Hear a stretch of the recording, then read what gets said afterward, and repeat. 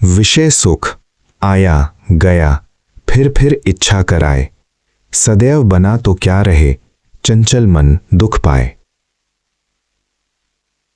जो संसार के विषयों का सुख है वो आने जाने वाला है, अर्थात कुछ समय तक तो रहेगा परंतु सदा बना रहने वाला नहीं है।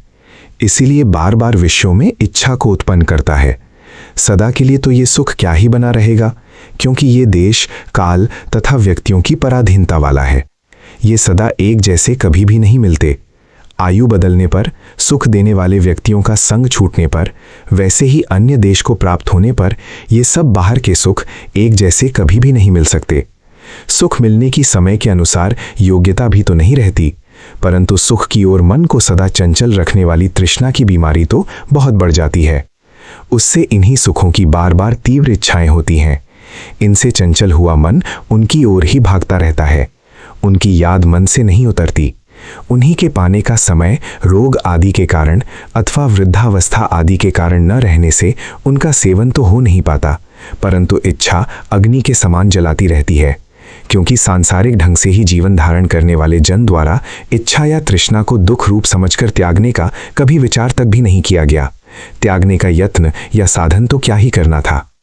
तात्पर्य यह है कि इच्छा उत्पन्न होकर या तो पूरी हो जाए या अपना विषय पा जाए तो अल्प अर्थात थोड़ा सुख करेगी।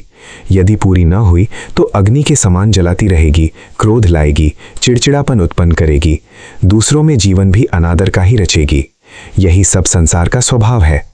इसी सब भाव को अपने में रखते हुए पद्य का चौथा चरण ये दर्शाता है कि चंचल मन दुख पाए, अर्थात सांसारिक इच्छाओं वाला चंचल मन केवल दुख ही पाता है। जिसने इन मिथ्या इच्छाओं को पहले से ही अधूरा रखने का, दुख देखने का अभ्यास कर लिया और मन और बुद्धि को जागृत करके इनके त्याग के दुख को सहन करके बल प्राप्त करके एक एक करके सब संसार के सुख और उनकी सामग्री के बिछुड़ने का दुख भी देखते देखते अंत में टालकर आत्मा में ही शांति पाली, वही मनुष्य सदा के लिए संसार बंधन से छूटकर सब दुखों का अंत कर सका। यदि ये साधन का मार्ग किसी से नहीं अपनाया गया तो वो केवल इन्हीं व्यर्थ की मिथ्या इच्छाओं का दास बना रहकर अपने सांसारिक जीवन को कई एक दुखों के साथ ही व्यतीत करेगा।